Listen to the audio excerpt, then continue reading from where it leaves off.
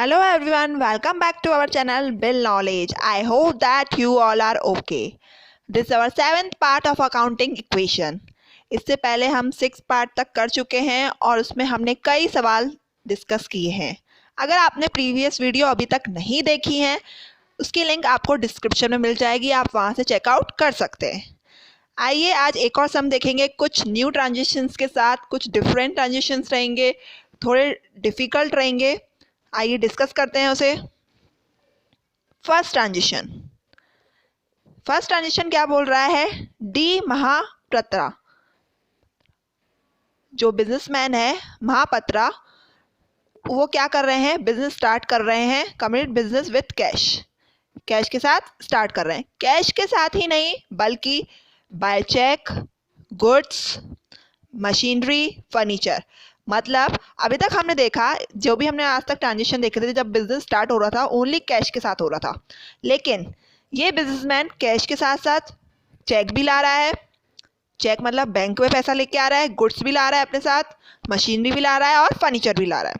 यानी जब ये बिजनेस स्टार्ट कर रहा है तो ये सब लगा रहा है, तो ये सारी जो कहलाएंगी, हम बिजनेस जरूर नहीं है कैश से ही स्टार्ट करें, कैश के साथ हम और भी असेट्स लगा सकते हैं। जो ये अदर असेट्स लगाई हैं वो भी क्या कहलाएंगी? कैपिटल्स। आइए देखते हैं इसका क्या क्या इम्पैक्ट पड़ेगा अकाउंटिंग इक्वेशन में। फर्स्टली ट्रांजिशन लिखेंगे, उसके बाद क्या क्या आ रहा है हमने पढ़ा। कैश आ रहा है, कैश आ रहा है 50,000, तो हमने इधर कैश हेडिंग डाली। बाय चेक लिखा हुआ था, बाय चेक मतलब बैंक में पैसा लेके आ रहे हैं, बैंक डाला ऊपर। ये सारी पहले हेडिंग्स डालेंगे। और क्या आ रहा है?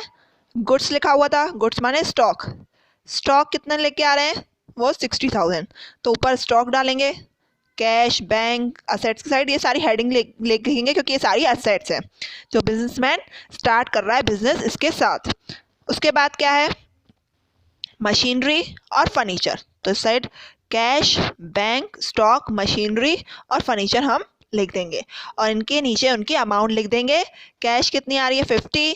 बैंक बैलेंस जो चेक लेके आ रहे हैं, चेक मतलब जो चेक किस में डिपॉजिट होगा? बैंक में, तभी हमने यहाँ पे बैंक लिखा 1 लाख का। उसके बाद गुड्स यानी स्टॉक 60,000 के, मशीनरी है 1 लाख की और फर्नीचर है 50,000 का। अब ये जो पूरे टोटल वो लगा रहा है, ये सारी चीज़ें कहलाएंगी कैपिटल। ओनली कैश नहीं कहलाएगा, वो जो बिजनेसमैन है वो बैंक बैलेंस भी ला रहा है, स्टार्टिंग में गुड्स भी लेके आ रहा है और मशीनरी भी लेके आ रहा है और फर्नीचर भी, तो फिर ये सारी क्या कहलाएगी? कैपिटल। तो हम इन सबको ऐड करेंगे, 50, 1 लाख, 60, 1 लाख और 50 को, तो इन सबको ऐड करने के बाद आपकी कैपिटल टोटल हो जाएगी 3,60,000। कितने की? 3,60,000। ये जो ऐड करके इन लोगों ने यही चीज़ यहाँ पे लिखी है सारी, ये जो हमने, और हम डायरेक्ट भी यहाँ पे लिख सकते हैं 3,60,000 की क्या हो जाएगी? कैपिटल। कैपिटल हेडिंग डालेंगे साइड और कैपिटल के नीचे लिख देंगे। टोटल लगाएंगे, टोटल में क्या करेंगे? कैश के नीचे कैश 50, बैंक के नीचे बैंक, स्टॉक के नीचे स्टॉक, मशीनरी के नीचे मशीनरी, फर्नीचर के नीचे फर्नीचर, और आपकी कैपिटल का जो टोटल है 3,60,000 जो इन सबको ऐड करके हो रहा है वो हम टोटल में लिख देंगे। नेक्स्ट ट्रांजिशन, ये ट्रांजिशन थोड़ा आपके लिए टफ रहेगा, कुछ डिफरेंट रहेगा। इसमें क्या कहना चाह रहा है? 1/3 of goods sold at profit 10% on cost and half of the payment is receive in cash. ये क्या कहना चाह रहा है ट्रांजिशन? ये कहना चाह रहा है जो स्टॉक था, ये जो गुड्स थे ऊपर जो बिजनेसमैन लेके आया था 60,000, उसमें से 1/3 क्या किया? सोल्ड कर दिया। सोल्ड किया, प्रॉफिट पे सोल्ड किया 10%। अब बिजनेसमैन जो सोल्ड करेगा वो प्रॉफिट पे सोल्ड करेगा, जो उसकी जो कॉस्ट होती है उसके लिए वैल्यू होती है, और जिस पे प्रॉफिट ऐड करके वो सेलिंग प्राइस पे सेल करता है। तो कॉस्ट पे कितना? 10%, प्रॉफिट पे वो सेल कर रहा है। Half of the payment is receive, और सोल्ड करने के बाद जो कस्टमर है उसको, बिजनेसमैन को, पेमेंट पूरी नहीं देके जा रहा, कितनी देके जा रहा है? हाफ देके जा रहा है। इस ट्रांजिशन की थोड़ी कैलकुलेशन होगी, हम वो करेंगे और उसके बाद हम इसे अकाउंटिंग इक्वेशन में कैसे इम्प्लीमेंट होगा वो करेंगे। पहले हम यहाँ पे ट्रांजिशन लिख देंगे, हमने लिख दिया। आइए हम इसकी कैलकुलेशन करते हैं। इसकी कैलकुलेशन क्या है? वर्किंग नोट डाल के हमने ये की है। अब आपका गुड्स कितना था? 60,000। गुड्स था 60 का, उसमें से 1/3 क्या हो रहा है, सेल कर रहे हैं। मतलब जो गुड्स लाया था बिजनेसमैन, उसमें 1/3 क्या कर रहा है, सोल्ड कर रहा है। अब 1/3 निकाला, 60 का क्या आया, 20,000, यानी 20,000 की क्या हो रही है, सेल हो रही है। 20,000 की सेल हो रही है, ये जो है आपकी सेल है। अब उसमें सेल में 20,000 की सेल हो रही है, लेकिन किस पे, ये क्या है उसकी कॉस्ट प्राइस, मतलब बिजनेसमैन के लिए वो गुड्स कितने का है, 20,000 का, और वो सेल क्या कर रहा है, 10% प्रॉफिट पे। अब 20,000 का हम क्या निकालेंगे, 10%। हमने निकाला, 2,000 क्या आया, प्रॉफिट। क्या आया, प्रॉफिट। अब बिजनेसमैन जो उसकी चीज़ 20,000 है उसके लिए, उसमें वो प्रॉफिट ऐड करेगा। 20,000 प्लस प्रॉफिट, ये कहलाएगी आपकी सेलिंग प्राइस। जो उसने गुड्स बेचा है वो कितने में बेचा है, 22,000। कितने में, 22,000। उसके लिए 20,000 था, उसने प्रॉफिट ऐड किया 2,000 का, तो उसके लिए उसने जो सेल किया वो कितने का किया, 22,000 का। अब इसमें क्या लिखा होता है, half of payment is receive, उसमें से मतलब जितनी पेमेंट है, जितने सोल्ड किया है 20,000 है ना, 20 का, तो उसके लिए पड़ा 22,000 जो सोल्ड किया है उसने कस्टमर को, उसकी पेमेंट हाफ मिल रही है। यानी 22,000 का हम हाफ निकालेंगे तो 11,000 उसको पेमेंट मिल रही है। हम 22,000 का हाफ करेंगे तो 11,000 पेमेंट कैश मिल रहा है, और बाकी का बचा हुआ, बाकी जो 11,000 रिमेनिंग है जो अभी तक नहीं मिला, वो इन फ्यूचर मिलेगा। जो मिलेगा वो क्या कहलाता है, जो कस्टमर इन फ्यूचर देगा वो कहलाते हैं डेटर्स। जो अभी स्टॉक्स लेके गए हैं, मतलब हमने उनको सेल किया है, अभी वो सामान लेके गए हैं, गुड्स लेके गए हैं, लेकिन अभी कैश नहीं दे के गए। ये कैश दे रहा है लेकिन हाफ दे रहा है, तो हाफ कैश मिली है और हाफ अभी नहीं मिली, इन फ्यूचर मिलेगी, तो कहलाते हैं डेटर्स। आई होप आपको ये समझ में आ रहा होगा कि 60,000 टोटल गुड्स था, उसमें से 1/3 सोल्ड किया, तो 20,000 का गुड्स सोल्ड हुआ है, लेकिन ये कॉस्ट प्राइस है। आप प्रॉफिट लगाएंगे इस पर 10%, तो 2,000 क्या आया, प्रॉफिट। अब प्रॉफिट आया, इसको ऐड कर देंगे, cost price plus profit, selling price 22,000 का, यानी उसने सेल किया कस्टमर को। अब कस्टमर क्या करके जा रहा है, 22 में से हाफ पेमेंट देके जा रहा है 11,000, और 11,000 अभी नहीं देके जा रहा। आइए इसे करते हैं इक्वेशन में। देखिए, अब पहले तो सेल कर रहे हैं तो क्या जाएगा, स्टॉक जाएगा, स्टॉक जाएगा। हम गुड्स सोल्ड कर रहे हैं तो क्या जाएगा, स्टॉक जाएगा। अब स्टॉक कितना था आपका, ये 60,000 था, ये स्टॉक के नीचे लिखा हुआ है। उसमें से स्टॉक कितने का जाएगा, 1/3 कितना था, 20,000। अभी हमने कैलकुलेशन की थी, 60,000 का 1/3 20,000 का, यानी 20,000 का स्टॉक चला जाएगा जो हम बिजनेसमैन ने सेल किया है। स्टॉक उतना ही जाएगा जितने में बिजनेसमैन को पड़ रहा है, कॉस्ट प्राइस 20,000 का उसने सेल किया, तो 20,000 स्टॉक चला गया, तभी हमने इसको नेगेटिव में लिखा है कि स्टॉक कम हो गया। उसके बाद अब कस्टमर क्या कर रहा है, उसमें से पेमेंट कर रहा है हाफ पेमेंट कर रहा है, यानी हमने अभी हाफ किया था, 22,000 का गुड्स पड़ रहा था, हाफ पेमेंट मिल रही है, तो कैश में हमने हाफ लिख दिया 11,000, क्योंकि हाफ मिल रही है और हाफ नहीं मिल रही। अब जो हाफ नहीं मिल रही है वो किस नाम से आएगी, वो आपकी असेट साइड में डेटर के नाम से आएगी। हम हेडिंग डालेंगे डेटर्स, और उसी के नीचे अमाउंट लिख देंगे 11,000, यानी 11 कैश मिल रही है, हाफ मिल रही है और हाफ नहीं मिल रही, तो अभी हमने इधर डेटर में 11,000 लिख दिया और इस साइड कैश में लिख दिए। अब इस ट्रांजेक्शन से जो प्रॉफिट हो रहा है, सेल करने पे अगर प्रॉफिट और जो लॉस हो रहा है वो क्या करता है, कैपिटल पे इम्पैक्ट डालता है। अगर प्रॉफिट होता है तो हम प्रॉफिट क्या करते हैं, ऐड करते हैं। तभी हमने कैपिटल के नीचे 2,000 जो प्रॉफिट हो रहा था, हमने 10% निकाला था, 20,000 का जो 2% प्रॉफिट आता है वो हम ऐड कर देंगे, तभी हमने इसे पॉजिटिव में लिखा है, हम इसे ऐड करेंगे कैपिटल में। अब क्या करेंगे, अब हम टोटल करेंगे। कैश 50,000 का था, 11,000 और आ गया, तो अब हो गया 61,000। बैंक 1 लाख का 1 लाख आएंगे। स्टॉक 20,000 कम हो गया, तो कितना बचा अब स्टॉक, 40,000। उसके बाद मशीनरी वैसी की वैसी, स्टॉक फर्नीचर था वैसे का वैसा, और ये डेटर्स बढ़ गए 11,000 वो लिख दिए। और आपके कैपिटल में, आपकी कैपिटल क्या थी लास्ट टाइम, 3,60,000, अब 2,000 और बढ़ा देंगे, तो कैपिटल कितनी हो जाएगी, 3,62,000। अब नेक्स्ट ट्रांजेक्शन देखते हैं। नेक्स्ट ट्रांजेक्शन क्या बोलता है, डेप्रिसिएशन ऑन मशीनरी। डेप्रीशिएशन लग रहा है मशीनरी पे provided at the rate 10%। Depreciation क्या होता है? डेप्रीशिएशन होता है कि किसी चीज़ की वैल्यू कम होना टाइम के अकॉर्डिंग या उसे यूज़ करने के बाद। और किस पर लग रहा है डेप्रीशिएशन? मशीनरी पे। अब बिजनेसमैन मशीनरी लाया था, ऊपर देख सकते हैं आप, ये रही मशीनरी 1 लाख की। इस पर क्या लग रहा है? 10% डेप्रीशिएशन लग रहा है।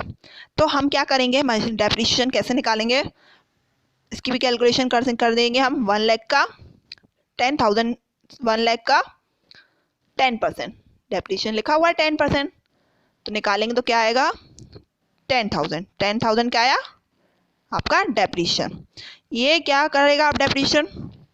एक तरीका लॉस है डेप्रीशिएशन, तो ये इम्पैक्ट डालेगा अकाउंटिंग इक्वेशन पे। हम ट्रांजिशन लिखेंगे, 1 लाख का 10% निकालेंगे। अब ये क्या इम्पैक्ट डालेगा? ये एक तो लॉस है, एक तरीके का खर्चा है, लॉस है, तो ये आपकी कैपिटल के नीचे लेस होगा, क्योंकि ये एक तरीके का खर्चा है, लॉस है बिजनेस के लिए, ये कैपिटल को कम करता है, तभी हम इसको कैपिटल में से लेस करेंगे। नेक्स्ट थिंग, क्या इम्पैक्ट डालेगी इस साइड? इस साइड तो कैपिटल पे जाएगा, और इस साइड आपका इम्पैक्ट पड़ेगा आपकी जो ये डेप्रीशिएशन किस पे लग रहा है? मशीनरी पे। तो मशीनरी की वैल्यू क्या हो रही है? कम हो रही है। तो मशीनरी की वैल्यू पहले थी 1 लाख, आपकी मशीनरी हमने लिखी थी यहाँ पे, ये 1 लाख, ये जो हमने नीचे तक लेके आए हम इसको, ये रही 1 लाख। अब 1 लाख में से क्या हो रहा है? मशीनरी की वैल्यू 10,000 कम हो रही है, तो 10,000 हम लेस कर लेंगे। तो आपकी अब लेस करेंगे 10,000, तो आपकी जो मशीनरी की वैल्यू आपकी बची 90,000, और यहाँ पे भी लेस हो जाएगा, क्योंकि डेप्रीशिएशन एक तरीका लॉस है, तो हम असेट्स नहीं, कैपिटल में से लेस कर देंगे 10,000, तो आपकी कैपिटल बचेगी 3,52,000। तो आप देख सकते हैं इस ट्रांजिशन का इम्पैक्ट दोनों साइड इक्वल आ रहा है, इस साइड भी नेगेटिव में 10,000 और इस साइड भी 10,000 नेगेटिव में। मैंने पहले ही कहा था हर ट्रांजिशन को करते करते आप चेक करते जाइए कि दोनों साइड इम्पैक्ट इक्वल पड़ रहा है कि नहीं, तो इससे आपको आगे प्रॉब्लम नहीं आएगी सवाल में। नेक्स्ट ट्रांजिशन क्या बोलता है? हमने टोटल लगा दिया इस ट्रांजिशन के बाद, कैश पे कोई इम्पैक्ट नहीं, वही लिख दिया हमने, बैंक भी वही लिख दी, स्टॉक भी वही लिख दिया, 10,000 लेस कर लिए मशीनरी में से, बाकी सब हमने वैसे ही लिख दिया, और इधर से भी हमने 10,000 लेस कर दिए। नेक्स्ट ट्रांजिशन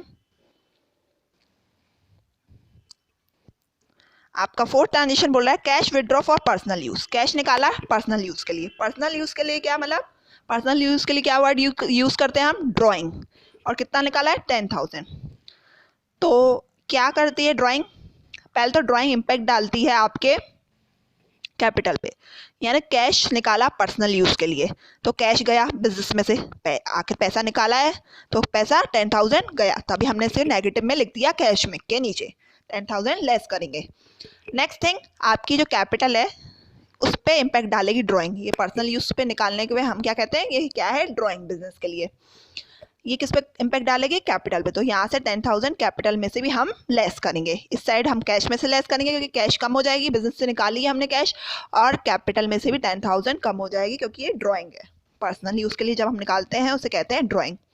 अब हम टोटल लगाएंगे, 10,000 लेस कर देंगे 61 में से, कैश में से, तो 51 आपकी कैश बची, बाकी किसी पे कोई इम्पैक्ट नहीं पड़ा, तो हमने सेम लिख दिया 1 लाख का 1, 40,000, 90, 50, 11,000, और इस साइड कैपिटल साइड 10,000 लेस करेंगे हम, तो ये आपकी कैपिटल हो जाएगी, पहले थी 3,52,000, अब हो जाएगी 3,42,000।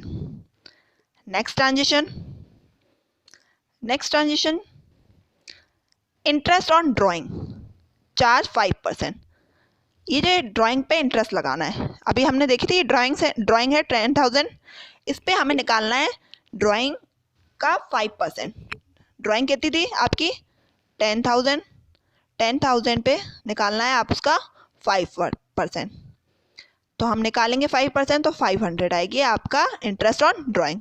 अब ये इंटरेस्ट ऑन ड्राइंग आप ऐसे ही इसका इम्पैक्ट ऐसा पड़ेगा कि किसी कह सकते हैं थोड़ा अजीब सा ही इम्पैक्ट है इसका, कि जो इंटरेस्ट ऑन ड्राइंग है वो आपके कैपिटल में ही ऐड होता है और कैपिटल में ही लेस होता है।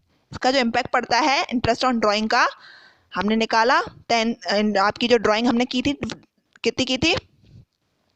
10,000 की थी, उसका 5% निकाला हमने, तो आपका आया 500। अब ये 500 हैं इंटरेस्ट ऑन ड्राइंग के, वो क्या इम्पैक्ट करेंगे, आपके कैपिटल पे इम्पैक्ट करते हैं, यहीं ऐड होते हैं और यहीं लेस होते हैं। अब आप सोचेंगे इधर ही लेस हो रहे हैं इधर ही ऐड हो रहे हैं तो कोई इम्पैक्ट नहीं पड़ा, जीरो इम्पैक्ट ही पड़ा, तो करने का क्या मतलब, लेकिन इसे शो हमें करना पड़ेगा। तो इधर ही आपके कैपिटल में ही लेस भी होते हैं और ऐड भी होते हैं, इस साइड इसका कोई इम्पैक्ट नहीं पड़ता असेट साइड में। अब हम वही आपका टोटल रहेगा, इस साइड तो कोई इम्पैक्ट नहीं पड़ा, सेम हमने टोटल उतार दिया जो रहा ऊपर से ही। कैपिटल पे भी आपका कोई इम्पैक्ट नहीं, उधर ही ऐड भी हो रहे हैं और लेस भी हो रहे हैं, तो वही कैपिटल आएगी आपकी 3,42,000। नेक्स्ट ट्रांजिशन क्या है, गुड्स सोल्ड टू गुप्ता।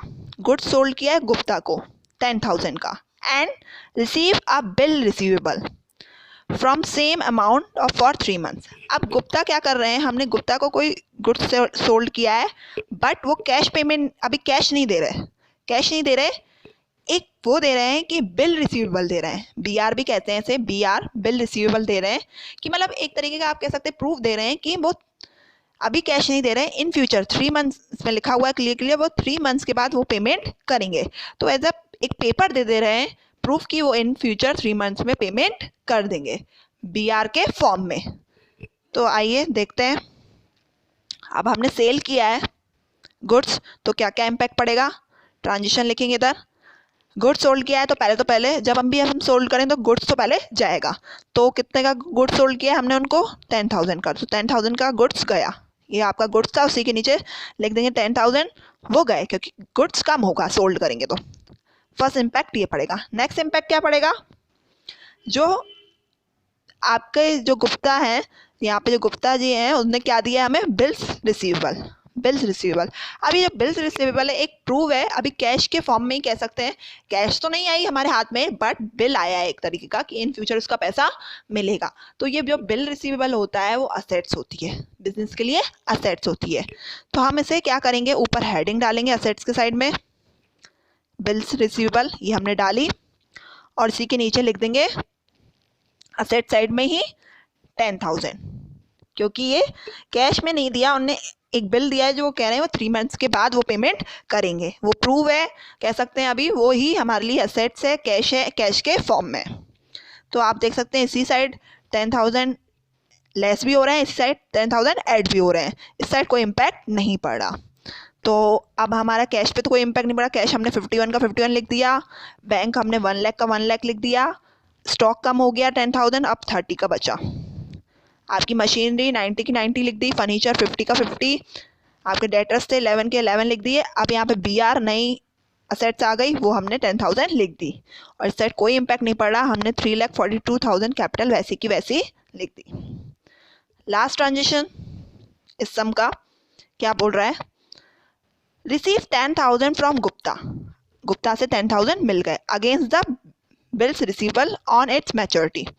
मतलब 3 महीने के बाद जो गुप्ता ने कहा था कि वो पेमेंट कर देंगे, उन्हें उसी डेट पे पेमेंट कर दी, 10,000 की पेमेंट कर दी, जो उन्होंने BR दिया था उसके बिहाफ पे उन्हें अब पेमेंट कर दी। आइए देखते हैं इसका क्या इम्पैक्ट पड़ेगा। ट्रांजिशन लिखा है हमने, 10,000 रिसीव हो रहे हैं तो क्लियर है कैश मिलेगा, तो कैश में ऐड कर देंगे 10,000, हमने कैश के नीचे लिख दिए पॉजिटिव में। अब सेकेंड इम्पैक्ट क्या पड़ेगा, सेकेंड इम्पैक्ट अभी तक जो कैश ये मिलना था किस फॉर्म में था, पहले BR के फॉर्म में था, मतलब बिल्स रिसीवेबल। अब बिल्स रिसीवेबल का कोई मतलब नहीं है, कैश मिल चुकी है, अब वो कागज किसी काम का नहीं है, वो बिल किसी काम का नहीं है। जो असेट्स हमने लिखी थी यहाँ पे 10,000 BR वो हम लेस कर देंगे, क्योंकि अब उसका मतलब नहीं है, क्योंकि अब हमें वो कैश में मिल चुका है, कैश आ चुका है तो हमने कैश में ऐड कर दिया, और BR को अब हमें हटाना पड़ेगा, कोई काम का नहीं है, पेमेंट मिल चुकी है, तो हमने BR में से 10,000 लेस कर दिया। तो आपका क्या इम्पैक्ट पड़ा, इसी साइड दोनों इम्पैक्ट पड़े, इस साइड तो कोई इम्पैक्ट नहीं पड़ा, इस साइड ऐड हुए 10,000 और इस साइड लेस हुए। अब हम टोटल लगाएंगे, कैपिटल नहीं, कैश में 51,000 था, 10,000 ऐड कर दिए 61, बैंक वही 1 लाख उतार देंगे सेम, कोई इफेक्ट नहीं पड़ा। इसके बाद आपका स्टॉक 30 बचा था वही लिख दिया हमने, मशीनरी 90, फर्नीचर 50 और डेटर्स 11 थे वो लिख दिए। लेकिन BR जो 10,000 थे पहले, अब उसमें से 10,000 अब चले गए BR अब, तो अब BR में कुछ नहीं बचा, नील हो गए, नील लिख सकते हैं या जीरो हो गए। और यहाँ पे जो कैपिटल थी, कैपिटल पे भी कोई इम्पैक्ट नहीं पड़ा, तो 3,42,000 वैसे की वैसी हम कैपिटल लिख देंगे और टोटल करके क्लोज कर देंगे कि सम कंप्लीट हो गया। आज के लिए इतना ही। आज हमने ये सम डिस्कस किया, कुछ डिफरेंट ट्रांजेक्शन थे। If you like this video then hit the like button and subscribe our channel for more updates. और अगर आपको कोई भी क्वेश्चन पूछना हो तो आप कमेंट कीजिए। Thank you for watching this video.